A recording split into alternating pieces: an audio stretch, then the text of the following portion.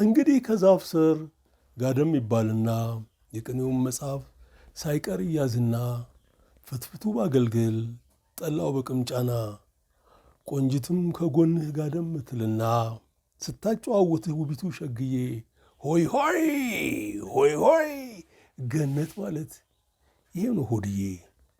ተስፋዬ ገሰሰ ከኡመር ኸያም እንደተረጎመልን።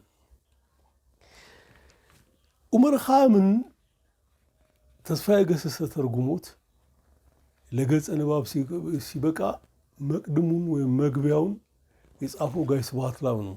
ጋይ ስብሐት ላብ እዚሁ መግቢያው ላይ አንድ አህያ የግንባታ ቁስ ተጭና ትሄዳለች ይላል። ስትሄድ ልክ ዩኒቨርሲቲ በራፍ ላይ ስትደርስ አልገባም ብላ ገገመች። ቢሉ ቢሰሩ ቢደበድቧት ንቅንቅ ወይ ፍንክች አባ ቢለዋለች እንዲሉት ቻለችው ዱላውን እዚህ ከምገባ። እዛ አንዱ ፕሮፌሰር ጠጋሉና የሆነ ነገር በጆሮዋ ነገሯት። ሲነግሯት ሀሳቧን ሳትቀይር ሰተት ብላ ወደ ዩኒቨርሲቲው ገባች። ተመልካች በጣም ተገርሞ ፕሮፌሰር ምን ቢሏት ነው? ምንም አዲስ ነገር አላልኳትም፣ የቀድሞ ጓደኞችሽ ናቸው ውስጥ ያሉት፣ ስለዚህ ግቢና ተቀላቀይ ነው ያልኳት።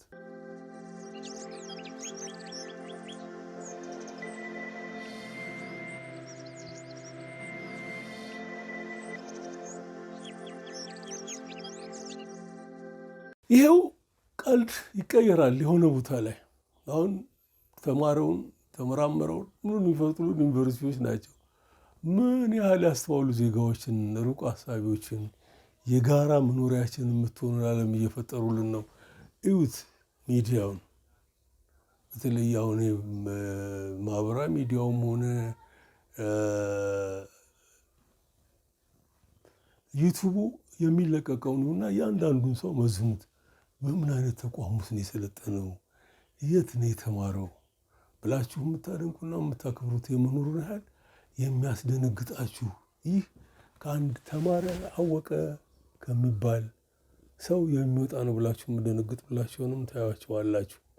ስለዚህም ቀልዶቹ ሁሉ የሚቀያየሩና ሌላ ዩኒፎርም ለብሰው ማህበረሰቡ ጋር ይደርሳሉ። አሁንም ይቺው አህያ ወይም ሌላ አህያ ተጭና ልክ ፓርቲ ጽህፈት ቤት በራፍ ላይ ስትደርስ አልገባም ብላ ቁጭ አለች። ደግሞ በአጋጣሚ የግንባታው እቃው የሚራገፈው ፓርቲ ጽህፈት ቤት ውስጥ ነው። የሚሰራ ስራ ስላለ አልሄድም አልገባም አለች።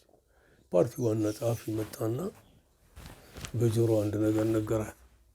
የዚህን ሀሳቧን ቀይራ ስህተት ብላ ወደ ፓርቲ ጽህፈት ቤት ገባች። በጣም ተገርሞ የፓርቲ አባሎች በዋና ጸሐፊያቸው አርቆ ሀሳቢነትና ሊቀ ሊቃውንትነት ያ ሁሉም ነገር እሱ ላይ ነው የሚከመረው። ምን ብትላት ነው ብለው አሉት። አይ የፓርቲያችን ማዕከላዊ ኮሚቴ አባል እናደርግሻለን ስላት ስትላ ገባል።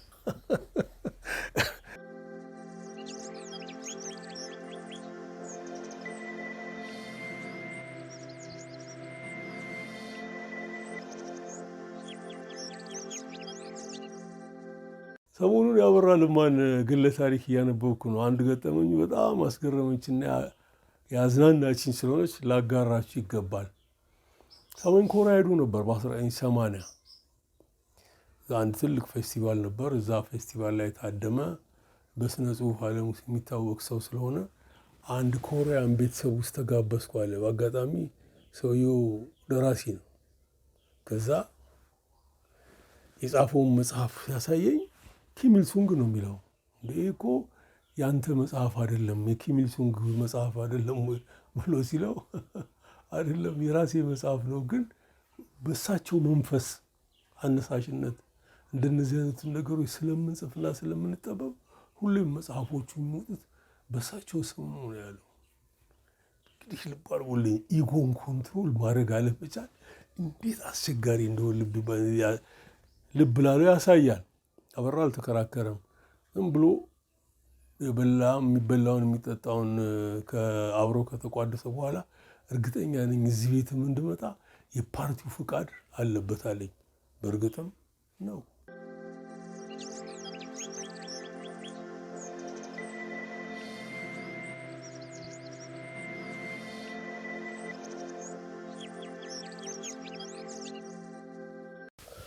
አህያዋ ላይ ለምን ቀልድ አልጨምርም? አንደኛው ሰውዬ መኪናው ትራፊክ መብራት ይዞት ቆሟል።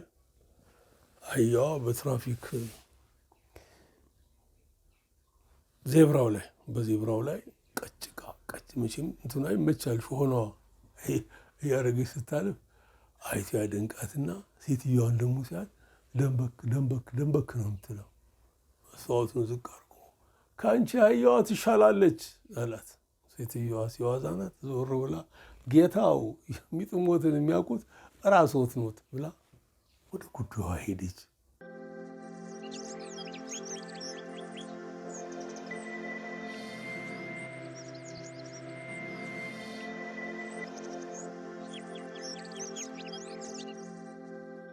አህያ ትልቅ ሰራተኛ ነው። በእኛ ኢኮኖሚ ላይ ደግሞ ትልቅ ሚና አለው። አሁን እርግጠኛ ነኝ ይህን እያወራሁ በዛሬው ዕለት አዲስ አበባ እህል በረንዳ አካባቢ በሺህ የሚቆጠሩ አህዮች ገብተው ወጥተዋል። አራግፈው ትልቅ አስተዋጽኦ አላቸው ኢትዮጵያ ልማት ላይ። ቻዮች ናቸው፣ ወደ ሰፊዎች ናቸው። ኤርትራዎች በነገራችን ላይ ሆድ ሲቢሳቸውና ከእኛ ጋር ሲጋጩ አድጌ ነው የሚሉኝ አህያ ማለት ነው። ምናልባትም ከልክ በላይ መቻላችንን ጥልቀቱ ጨምሮባቸው ይሆናል። ከማፍቀርም ነው ብዬ ገምታለሁ። ምክንያቱም አህያ ተናካሽ፣ ተንኮለኛ፣ አጥፊ፣ አውዳሚ ምናምን ሳይሆን ሁሉን ነገር በመቻል የሚያሳልፍ ፍጥረት ነው። ይህንንም አስተውሎ ይመስለኛል የአሜሪካኑ ኮንግረስ ፓርቲ አርማው አህያ ነው። እርግጠኛ ነኝ ይህን ትርጉም ይዘውታል ብዬ ገምታለኝ። አሁን ዶናልድ ትራምፕ የሚመራው ፓርቲ ደግሞ ዝሆን ነው። ዝሆን በምድር ላይ ካሉ የዱር አራዊቶች በአስተሳሰብ አንደኛ ደረጃ ላይ የሚቀመጥ ነው። በጣም ያስባል፣ ያስተውላል፣ ረቂቅም ጠቢብም ነው። ለምሳሌ ያህል አንዷን ሚዳቁ አንድ አቦሸማኔ ይዞ ጨምቆ እያስጮኸ ሊበላት ሲል የሚቸኩልበት ጉዳይ እንኳን ቢኖር አቦሸማኔውን ገስጦ አስለቅቋት ነው የሚሄደው። የተለያዩ የዱር እንስሳትን ቡችሎች ጅብ ይተናኮላል። የአቦሸማኔዋን ቡችሎች ወይ ደቦሎች ጅብ ለመተናኮል ሲል ዝሆን ካያ አያልፈውም፣ አባሮት ነው የሚሄደው። ከሰውም ጋር በሚኖረው ዝምድና ላይ ብዙ የሚያስደንቁ የሚያስገርሙ የህይወት ምዕራፎች አሉት። ከዛ አንጻር ይመስለኛል ሪፐብሊካን ራሱን በዝሆን የመሰለው። የሚገርሙ አጋጣሚ ዶናልድ ትራምፕን የሚያክል መሪ መርጦ አምጥተው ነው ዓለምን እየተጋተርናት ነው። ወዴት ይወስደን ይሆን አላቀውም። ሊቃንቱ ምን ይላሉ? ትንሽ እንጨዋወትበት።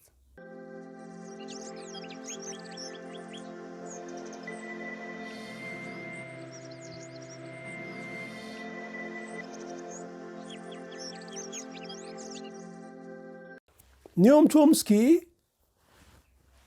ሁ ሩል ዘ ወርልድ በሚል መጽሐፉ ላይ የሞርሞንስ ሕግ አስፈጻሚ ነው የሚለው በ1823 በእነሱ አቆጣጠር ሞርሞንስ ምን ይላሉ? በሞርሞን ሕግ ፓሲፊክ ውቅያኖስን አትላንቲክ ውቅያኖስን ጨምሮ መላውን አሜሪካ ለአሜሪካውያን፣ አውሮፓ አፍንጫዋን ትላስ አይነት ነገር ነው የሚሉት። ይሄው አባባል በ20ኛው ክፍለ ዘመን ላይ እኛ ሀገር ተጓዥ ሆኖ የመጣው የዳግማዊ ምኒልክ ወዳጅ ዊልያም ኤሊስ ምኒልክ ታላቁ ቤተ መንግስት ውስጥ ከራት ግብዣ በኋላ ባደረገው ንግግር ምን እንዳለ ከዚህ በፊት አጫውቻችኋለሁ። እንድታስታውስ ልድገም። ዊልያም ኤሊስ ይላል በሞርሞን ሕግ አሜሪካ ለአሜሪካውያን፣ አውሮፓም ለአውሮፓውያን፣ በምኒልክ ዶክትሪን ደግሞ አፍሪካ ለአፍሪካውያን ይላል። ምኒልክ በጣም ወደው እጁን ስመውት ነው ይህን አባባል ያስደገሙትና የቆየ አጀንዳ ነው፣ ይህንን ለማስፈጸም ነው ዶናልድ ትራምፕ እየተንቀሳቀሰ ያለው ብሎ ይላል። ሊያነጋግረን ሊያወያየን ይችላል። አሁን ባለው ሁኔታ ተጽዕኖ በከፍተኛ ሁኔታ አሜሪካኖችን ሆድ እንዲቢሳቸው በትንሽ በትልቁ እንዲማረሩ ኑሮውንም ጨምሮ አሁን ደግሞ በዚህ በጦርነቱ ምክንያት የነዳጅ ዋጋ መናር ኑሮውን እሳት አደረገው። እየየ እያሉ ነው። ያስቀጥሉታል ወይ? ምንድን ነው የመጨረሻው የዶናልድ ትራምፕ እያልኩ ባያሌው እንድቆዝምበት እያደረገኝ ነው።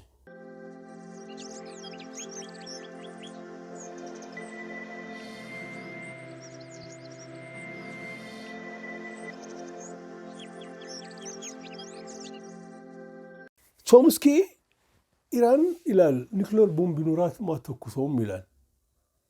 ኒክሌር ቦምብ ይተኮሳል ወይ ነው አሁን የኔ ጥያቄ። ምክንያቱም ሃይድሮሊክ ቦምብ ጃፓን ላይ ወስደው ሲጥሉ በአውሮፕላን ነው አሸክመው ወስደው ሂሮሺማና ናጋሳኪ ላይ የጣሉት።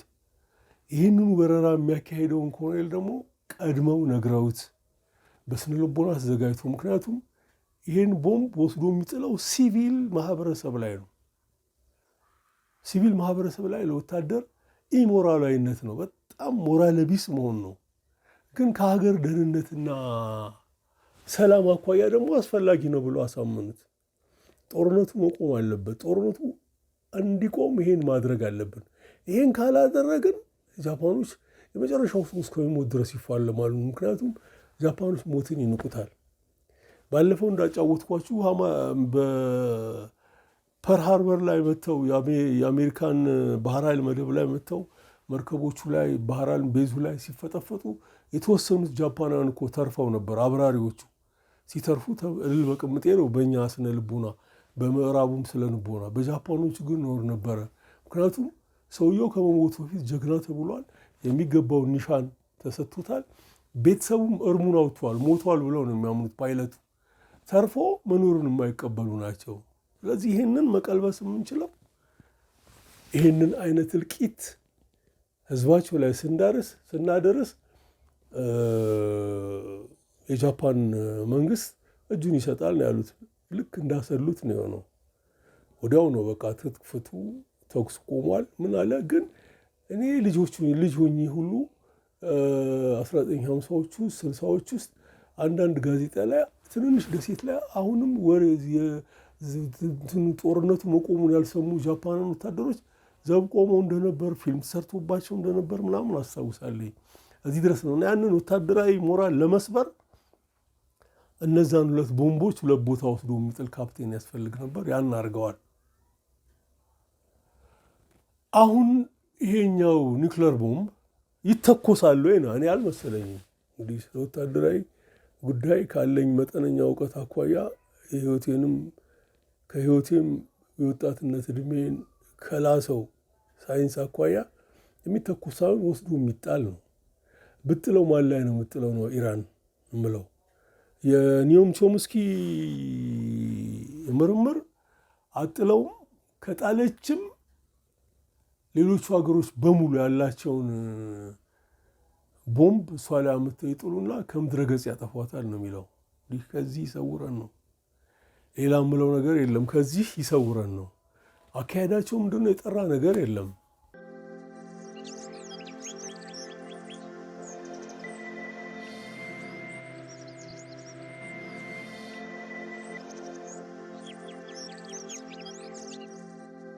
ታስታውሱ እንደሆን በ1945 ሁለት የዓለም ጦርነት እንደተጠናቀቀ በቃ 50ዎቹ ምናምን ላይ ኮልድ ዋር ውስጥ ነው የገቡት ምዕራቡና ምስራቁ፣ ሶሻሊስቱና ካፒታሊስቱ ዓለም። እዛ እልቂቱ ሲገቡ ዓለምን ያጨናነቀ የዜና ስርዓት ውስጥ ነበር የከተቱት። በየቀኑ ይህን ያህል እንትን ተፈበረከ፣ ገሌ ገዚ ላይ እንደዚህ ጣለ፣ ፍርሃት ነው።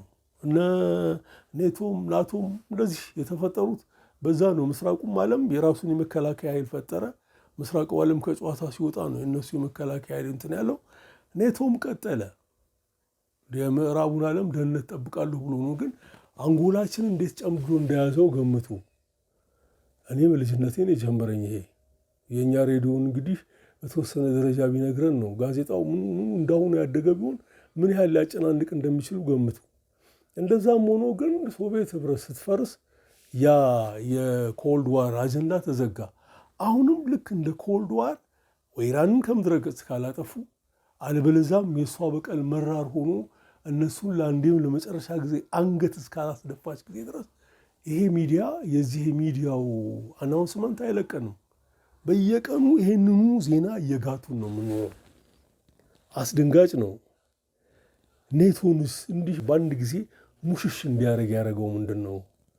በእርግጥ ጦርነቱ ሳምነውበት ኢራን ውስጥ አለመግባታቸው፣ ኢራንን ለመምታት አለመጣራቸው ትልቅ ድል ነው ለዓለም ሕዝብ እንጂ ምንም ጥርጥር የለውም። ከኢራን ጎን የሚቆሙ ወደፊት ስጋት አለብን የሚሉ ሀገሮች ይመጡ ነበር። አሁን ከኢራን በኋላ እኮ ተራ በተራ ሊመቷቸው የሚያስቧቸው ይኖሯቸው ይሆናል። ማንም ምንም የሚያውቀው የለም። ግን እንዲሁ እንጠረጥራለን። ሩሲያን፣ ቻይናን፣ ሰሜን ኮሪያን የሚምሯቸው አይመስለኝም። እንዲህ በተራ በተራ ልክ ኢራቅን አፈራርሰው እንደቀበሯት ሁሉ ኢራንንም እንደዛ አድርገው ልክ እንደ ሊቢያው እንደ ሶሪያው አገር አልባ ህዝቦች ፈጥረው ከዛ ይቀጥላሉ። ከዛስ እንዴት ነው? ይውጡናል። አሁን የሞርሞኑ እንደገና ተግባራዊ ይሆናል። የአፍሪካውያን ስጣችን ምንድን ነው? ያስፈራል። እንዲህም ሆኖ ግን ተፈጥሮ ራሷ ደግሞ ባላንስ አድርጋለች። አሁን እዚህ ጋር በጋራ የምንቀው አንድ ሰው ልጥራ። ዜሎንስኪ የሚባል የዩክሬን መሪ ምን አይነት ነውረኛ ነው! ከፑቲን ጋር የተጣሉበት አንዱ አጀንዳ እኮ አትሁን፣ ዙሪያዬን ከበውኛል፣ ስለዚህም አንተ ከሆንክ እኔ አደገኛ ላይ ነው የምንወድቀው፣ አትሁን ነው።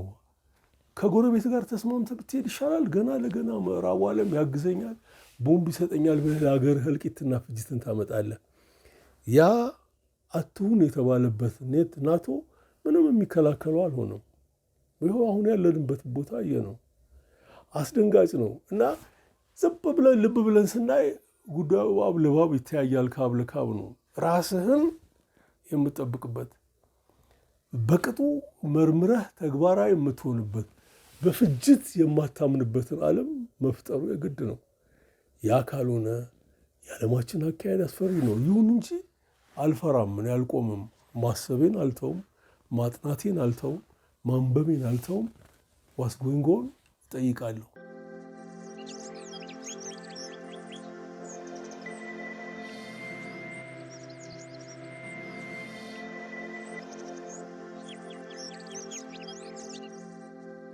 አንደኛው ወዳጄ ኢራን የአረብ ሊግ አባል አይደለችም አለኝ። አዎ አይደለችም። እኔ እኮ የአረብ ሊግ አባል ነች አላልኩኝም። የአረብ ሊግ ግን በትንሽ በትልቁ ይጮህ ነበረ። ለምሳሌ ሩቅ አትሂድ። እኛ ዙሪያችን የአረብ ሊግ አባሎች ናቸው ያሉት። ሶማሊያ የአረብ ሊግ አባል ናት። ጅቡቲ የአረብ ሊግ አባል ናት። ሰሜን ሱዳን የአረብ ሊግ አባል ናት። ደቡቡን አላውቅም። ኬንያ አይደለችም። ኤርትራን እጠረጥራለሁ። እንግዲህ በዙሪያችን ተይዘናል።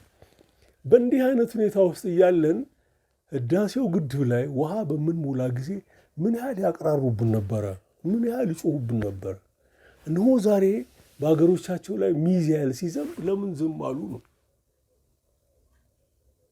ይህንን ለማለት ነው አረብ ሊግን ያነሳሁትና ምን ነው እሱን የጮኸ ጅብ አረብ ሊግን የበላ ጅብ አልጮህ አለ አልኩ እንጂ አባል ናት አላልኩም። ኢራኖች እኮ ደጋግሞ ይሉታል፣ እኛ ፔርሺያንን አረብ አይደለንም። ይሄ ብቻ ያሳይሃል የአረብ ሊግ አባል እንዳልሆኑ። ከአረቡ ዓለም ጋር የሚያገናኛቸው እምነት ብቻ ነው። እነዚህም የእስልምና እምነት ተከታዮች፣ እነዚህም የእስልምና እምነት ተከታዮች ናቸው። ይህ ልብ በልኝ።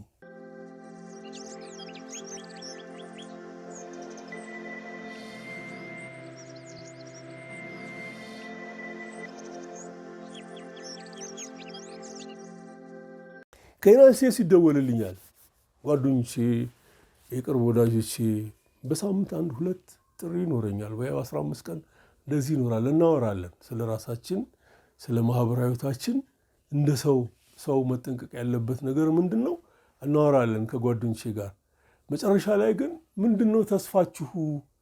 ዶናልድ ትራምፕ አሁን አካሄዱ እናንተ ጸጉረ ልውጦቹን የሚመቻችኋል ይፈጥራሉ። የራሳቸው አሜሪካኖች እኮ ሰብናቸው ተናግቷል ብዬ እጠይቃቸዋለሁ። ተስፋ የሚያደርጉትን 3 ነገር ይነግሩኛል። አንድ፣ ጦርነትን በአሜሪካን ኮንግረስ አንድ ፕሬዚዳንት ጦርነትን ማዘዝ የሚችለው በግል ካደረገው ለ60 ቀን ነው። አሁን መጨረሻዎቹ ምዕራፍ ላይ ደርሷል። ከዚህ በኋላ ኮንግረሱ ካልፈቀደለት ውጊያው አይከራረምም ነው የሚሉት። ይሄ ጥሩ ነው ከቆመ። ግን ኢራን አልተቀበልኩትም እያለች ነው። እሷስ መተኮሱን ካላቆመች ኮንግረሱ ምን ይወስናል ነው አንዱ የሚያስፈራኝ። ሁለተኛው ደግሞ በቅርብ ከዲሞክራት ፓርቲ ጋር የሚያደርጉ ስብሰባ አለ። በዛ እርግጠኛ ነኝ የዶናልድ ትራምፕ ስልጣን ይለዝብና የቆመበት ምንጣፍ ይጎተታል። ያዛኔ እፎይ እንላለን ያለኛለ። ይህም ከሆነ እልል በቅምጤ ነው። ሶስተኛው ምንድን ነው አልኩት። ሶስተኛው እድሜ ነው አለኝ። አሁን 78 ዓመቱ ነው። ምናልባትም ለሚቀጥሉት 2 ዓመታት ነው አክቲቭ የሚሆነው። የሚቀረውም 2 ዓመት ነው። 2 ዓመት እንደዚህ ነው እና ከዛ በኋላ እንደ ማንኛውም ሰው ጥጉን ይይዛል። እድሜ ያመጣዋል አለ የእግዚአብሔር ሞት። ስለዚህ በዛ የምንገላገለው ረግድ የለም። እኛ ጋር አፍሪካን እኮ 90 ቀምቅሞ እኮ ሰዎቹ እየቀጠሉ ነው። እንዳውም እየፈራ ያለው ልንገር አልኩታ። ጆርጅ ዋሽንግተን በቃል ነው አንድ ሰው ከ2 ጊዜ በላይ እንዳይመረጥ ብሎ ያለው። ስለዚህም ዶናልድ ትራምፕ 2 የመመረጥ እድል የለውም ብላችሁ ልታስቡ ትችሉ ይሆናል። አንድ ዘሎታላ፣ ሁለተኛውን አልቀጠለም። የመጀመሪያውን ካረገ በኋላ በመሃል ሌላ ፕሬዚዳንት ገብቶ ነው እሱ የመጣው። ስለዚህም ቢቀጥልስ እና በዚሁ ኃያልነት እንትን ቢል ለአሜሪካና አሜሪካውያን ምንድን ነው ጣሽ ስለ አይመስለኝም አለኝ። በተረፈ ሌላ ምን ያስተዋልከው ነገር አለ እባክህን እስቲ አጫውተኝ አልኩት። ጓደኛዬ እንዲህ ነገረኝ።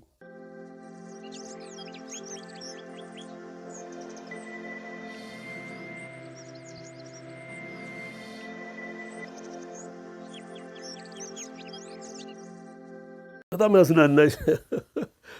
ያዝናናችኝ ናት እቺ።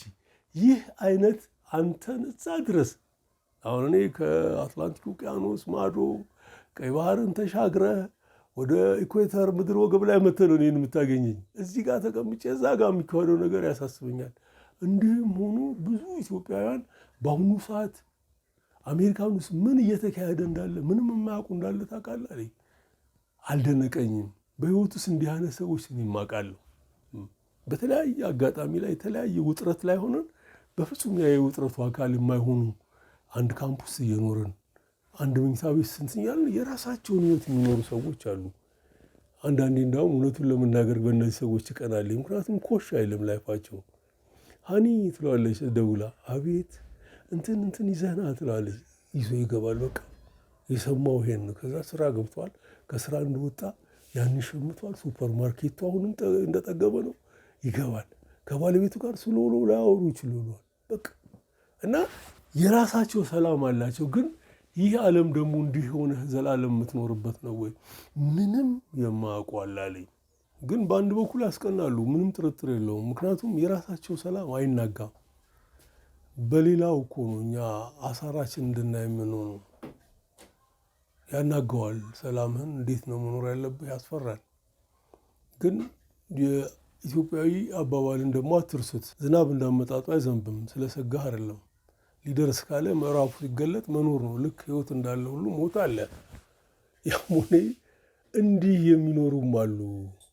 እዛው ሆነው አንዱ ሲነግረኝ ይህንኑ ጨዋታ ይህንኑ ወግ ያነሳልኝ ወዳጄ ሲያጫውተኝ እንዲህ አይነት ፓርክ አለ፣ እሱን ፓርክ እዩት፣ በጣም አሪፍ ነገር ነው፣ ያዝናናችኋል፣ ያስተምራችኋል ምናምን። ፓርኩ ጋር ይደርሱና ይህን ያህል $1 ነው ሲሉ ወደ እጮኛው ዞር ይላል። ስትለው እንደዚህ ምንድን ነው ግን እዛ ውስጥ ገብተን የምናየው? ገደላ ገደል ነው። ጆርጅ ዋሽንግተን በዚህ ካለፈ ፍራንክሊን ዴላኖ እንደዛ ነው።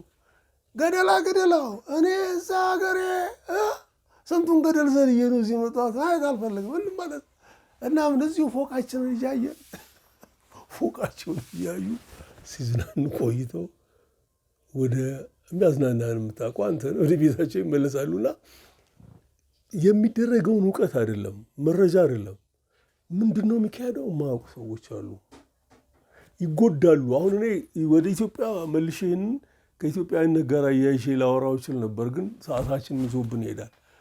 እጥር ምጥን ለማድረግ ግን እንደው በመጠኑ ማወቅ ራስን መጠበቅ ያባት ነው። ምንስ ይጎዳል?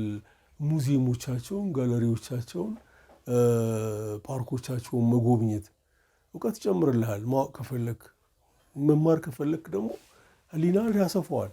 ወደንም ደግሞ ጠላ እዛ ድረስ ይሄድ ነው ህሊናችን አስፈንተን ሩቅ ተመልካች ሆነን የተሻለ ህይወት ኖረን ለሀገራችን የምናዋጣው ነገር ካለ ለማዋጣትም ነው። ዝግት ማድረግ ግን ጥሩ አይደለም።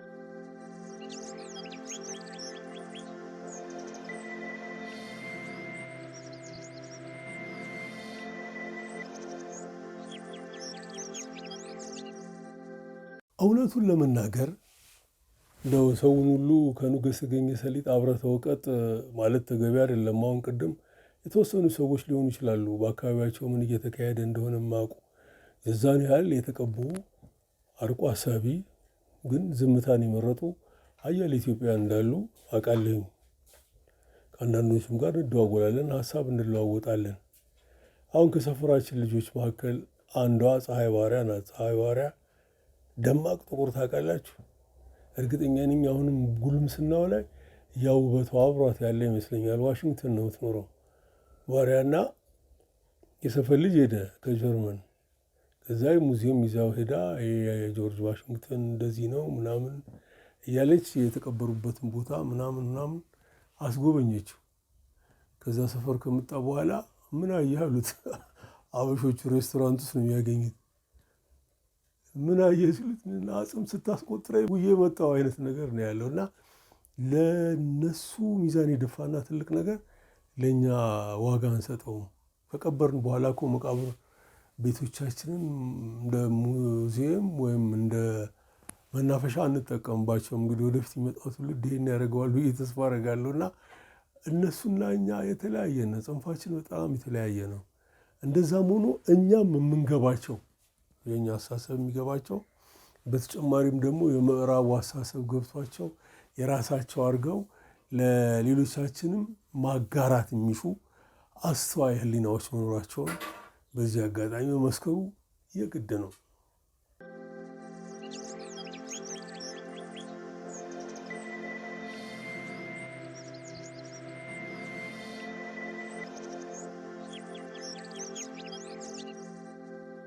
አንድ ጓደኛ ዩናይትድ ስቴትስ ደርሶ መጣ። ሲመጣ በቃ ቡና እንጠጣለን አልኩት። ይሄ የኔ ባህል ነው። እኔ ከመጽሐፍ አቅሜ የፈቀደ መጠን ለመገበት እጥራለሁኝ። አንድ ቦታ ደርሼ መጣሁ ካለኝ ግን በሱ አይን ያንን አካባቢ ማየት ስለሆነ ምን እንዳየ ምን እንዳስተዋለ እንዲያጫውተኝ ወንበር ስቤ ቁጭ ብዬ ወግ እንጀምራለን። እና ዩናይትድ ስቴትስ ሎስ አንጀለስ አካባቢ ነበርኩ አለኝ። እሺ አልኩት። የልጄ ባል ፈረንጅ ነው አለኝ። እሺ አልኩት። እሱ ሙዚየሞቹን ጋለሪዎቹን በደንብ አስጎበኘኝ። ፓርክ በደንብ አየው። የእሱ ጓደኞችም እንደዚሁ ፕሮግራም ይዘው የተለያዩ ቦታ ወስደው አዝናኑኝ። በጣም ደስ አለኝ። ብዙዎቹ ነገሮች በእይታ ነው። መብላት መጠጣቱ መደምደሚያችን ላይ የሚመጣ ነው። ከዛ ወደ ቤት ሸኙኛል አለኝ። አሪፍ ነው አልኩት። አበሾቹስ አልኩት። አበሾቹ ሁሌም ይዘው የሚሄዱት ባርና ሬስቶራንት ነው አለ። ይሄ እዚህም ያለ ባህል ነው። አሁን አዲስ አበባ ስጋ ቤቶቹ የተጨናነቁ ናቸው። እርግጠኛ ነኝ 1 ኪሎ አሁን 4,000 ብር ሳይገባ ይቀራል። ግን ይበላል። ሰው አንድም ከባህሉ ያጎደለው ነገር የለም። በፊቱን ይኖራል፣ ይገባበዛል፣ ያለው ይከፍላል። በመብላት ብቻ ይኖራሉ ነው። ማወቅን መቼ ነው የምንጨምረው? አዝናለሁ። በእኛ ማወቅ የሚባለው ከዩኒቨርሲቲ ጋር ከወረቀት ጋር ከምን ጋር ስናያይዘው ነው። ይዘውን እየሄዱት ያሉት ወዴት ነው ብለን እንድናስብ ያስፈልጋል። እንድንጠይቅ እንድንመረምር ያስፈልጋል። እና እኔ ጥሩ ምግብ ወዳድ ነኝ። በደንብ ነው የምበላው። ስበላም ከዛ በኋላ ትወዋለኝ። ስጠጣም በልኩ ነው የምጠጣው። ግን ሳውቅ አይደለም መጽሐፍ ላይ ያለና እጄ የገባን ነገር እዚህ ደርሼ የመጣሁ ካለኝ ሰው ጋር ጊዜ ወስጄ ቡና ጠጣለሁና ሎስ አንጀለሶችን በእንዲህ መልኩ ታዝቢያቸዋለሁ። ግን ይሄ የትኛውም ቦታ ላይ ብትሄድ የአበሻ ባህል ነውና ትንሽ አይነ ጥላችንን ብንገፍ ይህን ያህል ርቀን ከሄድን ለማወቅ ብንጥር ጥሩ ነው ብዬ አስባለሁኝ።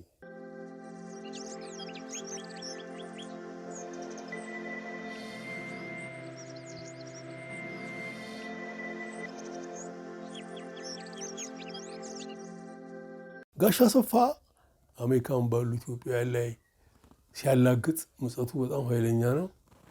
አሜሪካን ውስጥ ያለ አንድ ኢትዮጵያዊ ከኢትዮጵያ ለሄደው ምሁር ስለ ኢትዮጵያ ተጨባጭ ሁኔታ ያወራለታል ይላል። አሁን ምናልባት እነዚህ ሆኑ አውሬዎቹ ወይስ ቁጭ ብሎ ያነበበ የጠየቀ የመረመረ ነው ያስገምታል።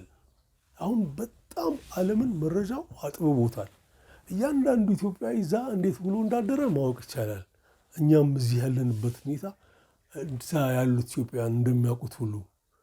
ስለዚህም አሁንም እለዋለሁ አይነ ጥላችንን መክፈፍ አለብን። እንደዚህ አይነት ነገር ቁጭ ብለህ የምታደምጥ ከሆነ ነገ የተሻለ እንድታስብ ነው፣ እንድትመረምር ነው፣ እንዳትፈራ ነው፣ ምንም መሸበር እንደማያስፈልግ ነው።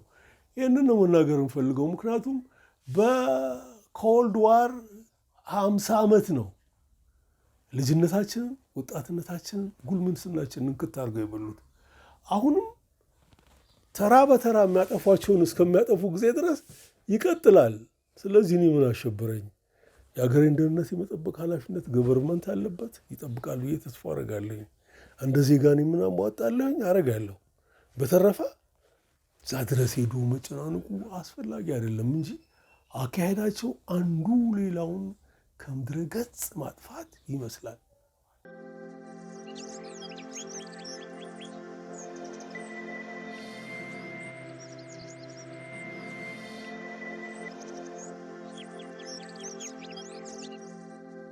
ልጅ ሆኜ ጉልቤ የመንደር ጉልቤዎች እኮ አሉ ገና ብቅ ስል የሚታዩ ገብር የሚሉ በቃ ቂጣም ቆሎም እናት ሰጡ አምጣ ነው። ከዛው ልጅነት ሳንወጣ ደግሞ አሁንም ሳየው ትዝ ሲለኝ ሳቄ የሚመጣ አንድ ሰውዬ አለ። እሱም ጎልምሷል፣ እኛም ጎልምሰናል። አሁን እህቱን ለከፍንበት ልጅ ሆነን የ13 የ14 ዓመት ልጅ ሆነን ስለከፍ ማነው እያለ ያቅራራ መንገድ አቋርጦ ነው እኛ ሰፈር። ይህ ሰፈርን ያደግኩባት ጎጥ ውስጥ ያለ ልጆች አንድ ነን። የተለያየ ቤተሰብ ውስጥ እንደግ እንጂ አንድ ነን። አንዱ ሌላውን በፍጹም መንካት የለበትም። ከሌላ አካባቢ መጥቶ ልክ እንደ አዳኝ ውሻ ነው ባህሪያችን። አንድ ላይ ነው የምናጠቃው። ማን ብለው ሁላችንም ጮህ ስል በወንድ ልጅ አምላክ ብሎ ቁጭ ሲል ቁጭ ብሎ እንኳን ይበልጠናል። ምድረ ቀጫጫ ነው የከበብነው እና ደነገጥኩኝ። ለጉልቤም ጉልቤ ያለው ነው ያልኩት። በተጨማሪ እዚሁ የዱር እንስሳት ላይ ምናምን ስመለከት መድፈርና በራስ መቁረጥ ነው እንጂ አንበሳን ድመት ስታባረር የምታይበት ጊዜ ያለ አይቻለሁ። ይሄን ድቡን ድመት ስታባረር፣ ህፃናትን በተለይ ህፃናት አካባቢ ውሻና ድመት መኖር በጣም አስፈላጊ መሆኑን አሁን ነው በቅርቡ ነው የገባኝ።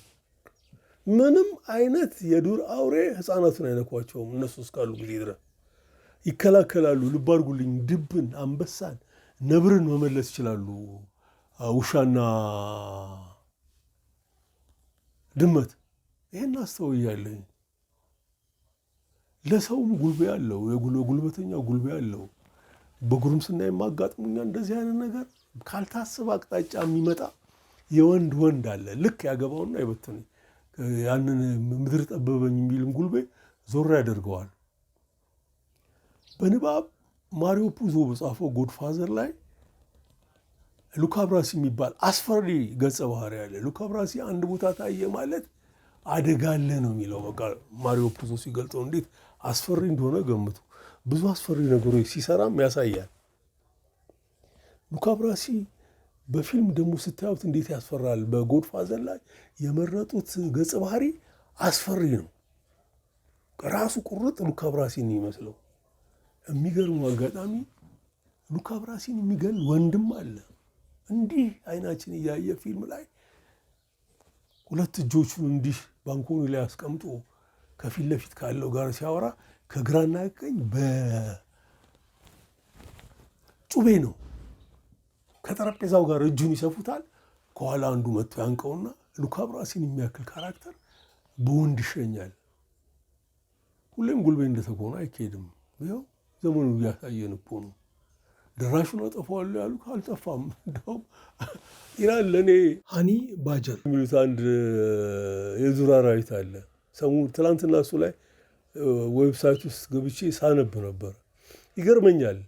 አንበሳ አይፈራም፣ ዝሆን አይፈራም። አትድረስበት። በቃ ከደረስክበት እልህኛ ነው። እኔ ሳላቀው ነው አንድ ፊልም ላይ አይቼ ነበረ። ዘ ጎድ መስት ቢ ክሬዚ ላይ አንደኛው አክተር ህይወቱን በሙሉ ነው የሚከተለው። መጨረሻ ላይ ወዳጆች ይሆናሉ። አልለቅህም ብሎ እና ሃኒ ባጀር የሆነችባቸው ኢራን አሁን ያጠፏታል ወይስ እንሷ የበቀል እርምጃዋ መራር ሆኖ ታጠፋቸዋለች? አይታወቅም። ዓለም ምንድነው መሆን የሚችለው? ምንድነው ተስፋችን? አላውቀውም። ለማንኛውም በሞር ከሀያ መተከዙ ማለፊያ ይመስለኛል። እንግዲህ ከዛፍ ስር ጋደም ይባልና የቅኔውን መጽሐፍ ሳይቀር ይያዝና ፍትፍቱ በአገልግል ጠላው በቅምጫና ቆንጂትም ከጎንህ ጋደም ትልና ስታጨዋውትህ ውቢቱ ሸግዬ ሆይ ሆይ ሆይ ሆይ ሆይ ሆይ ገነት ማለት እችናት ወድዬ። ሰላም በምድራችን ላይ ይስፈን።